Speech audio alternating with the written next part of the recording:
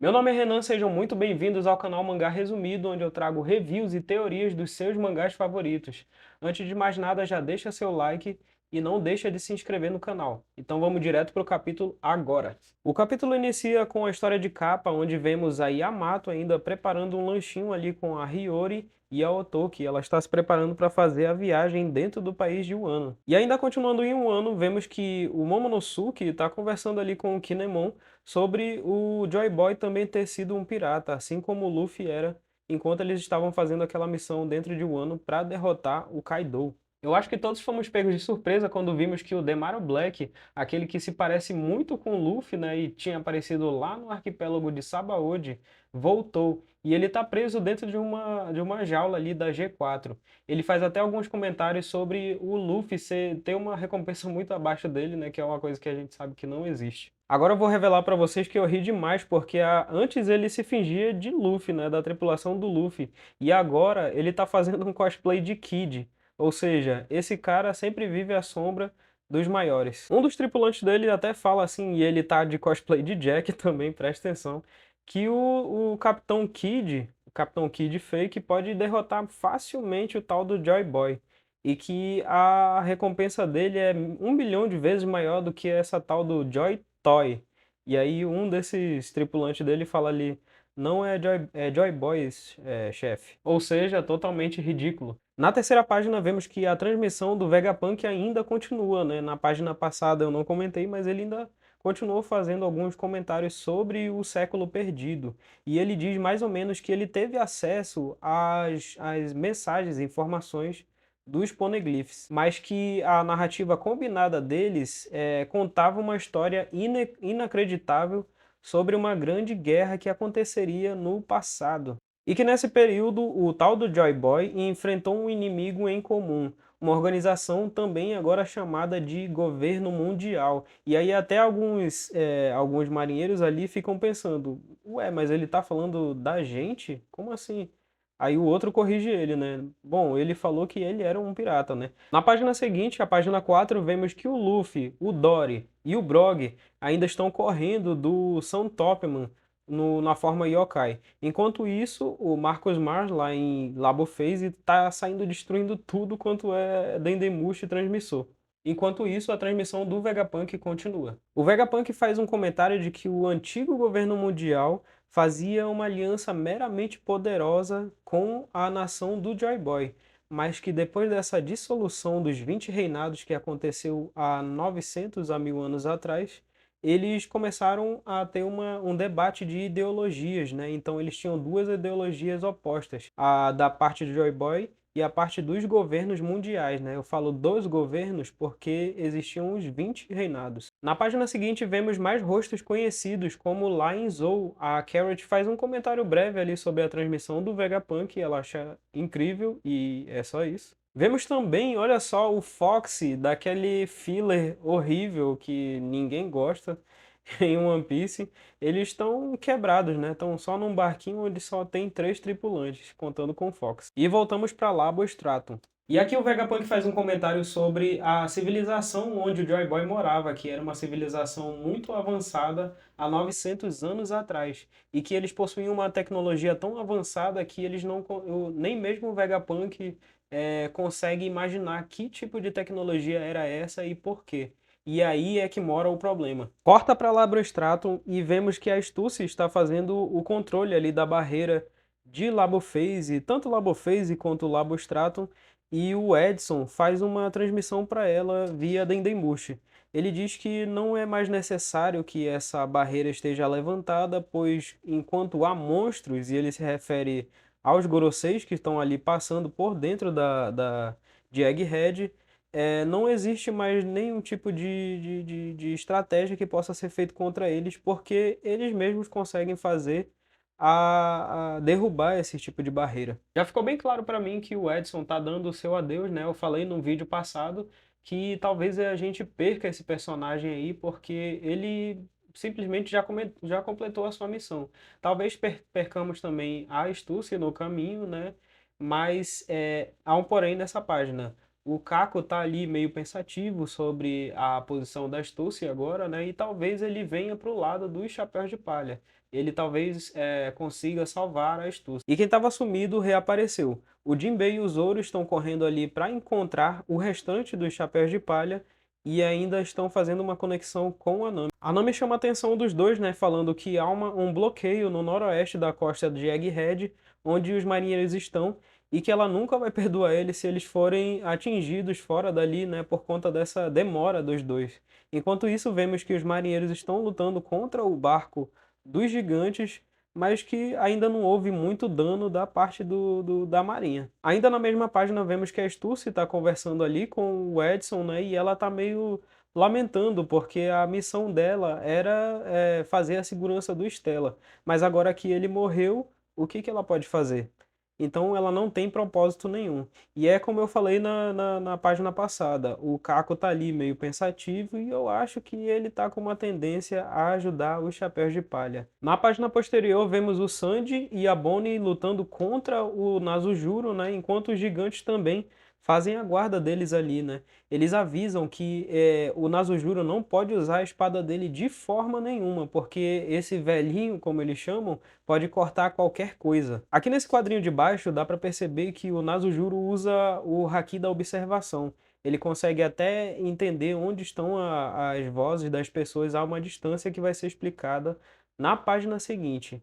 Mas enquanto isso, ele dá um coice ali num dos gigantes e vai para cima da Bonnie usando a sua espada. Ele tenta cortar imediatamente a Bonnie no meio, mas é o Frank que aparece como um super-herói e salva a Bonnie naquele momento. A Bonnie, por muita sorte, volta a ser uma criança, né, semelhante ao que acontece com o Luffy quando ele usa o seu Gear 5, só que ao invés de ficar velho, a Bonnie fica nova. O Gorosei Nazujuro consegue cortar ali a cabeça, o mastro que fica no barco dos gigantes, e ainda consegue fugir de todos os Chapéus de Palha, indo em direção a Labo Phase dessa vez. Enquanto isso, o Vegapunk explica que o século perdido se acabou quando o Joy Boy foi derrotado pelo governo mundial daquele tempo. E falando no Gorosei, ele usa mais uma vez o seu Haki da observação para perceber que tem muitas formas de vida naquele local, lá em Labo Phase. E aqui o Vegapunk explica nessa mesma página que o mundo se assustou demais com a decorrência da derrota do Joy Boy, e que provavelmente eles não sabiam o que aconteceria a partir dali. E é então que é revelada pelo simples, o genial Oda, a página seguinte, onde o Nazujuro executa esse golpe aqui. O Gorosei, com apenas um golpe, conseguiu cortar Labo Phase no meio. É incrível a gente ver que o Oda nunca perde esse gosto de fazer essas páginas duplas para impressionar demais a gente que está lendo os capítulos de mangá. Mas bem, continuando. Não dá para saber ao certo qual era a intenção do Nazujuro, se era eliminar os Dendemushi transmissores do Vegapunk ou salvar os CP0 que estavam presos lá dentro de Labo Phase. Vemos aqui o que ele conseguiu fazer foi separar o chão do teto de onde estavam todos esses personagens da CP0 e também com eles os serafins que estavam próximos daquele caminho. Na página posterior e ainda na transmissão do Vegapunk, ele explica que as viagens entre as ilhas pode ser crucialmente dificultosa por conta das adversidades do mar, os reis dos mares que aparecem por lá também, e que algumas pessoas podem tender a nunca nem mudar de lugar e viver apenas uma cultura, sem experienciar as outras culturas que tem no outro mundo. E isso para ele é um costume, é um conhecimento comum.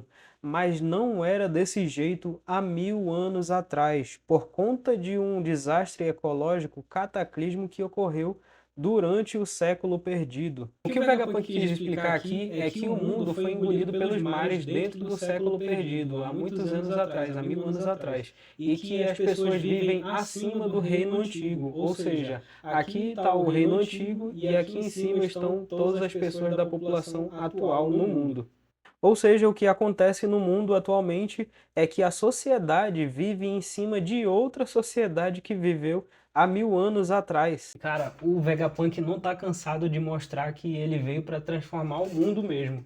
Ele ainda vai revelar mais coisa dentro desse próximo capítulo. Se segura aí que vai vir mais coisa. E como eu tava dizendo, o Vegapunk continua na sua transmissão falando que haviam milhares de continentes juntos, um próximo ao outro, parecido com o que a gente vê nos livros de história, né, sobre a história da Pangeia, onde todos os continentes eram unidos e houve uma separação por conta disso.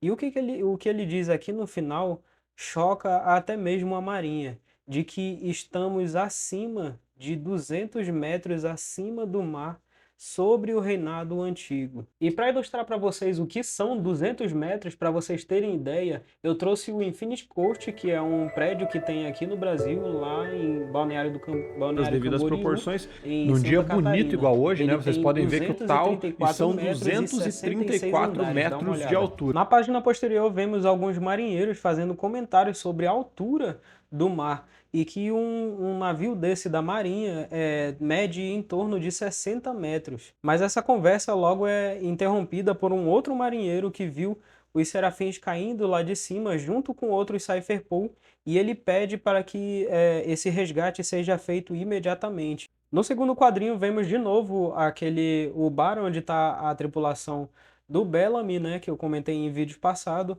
rindo muito sobre a transmissão do Vegapunk e dizendo que talvez o velho esteja ficando louco.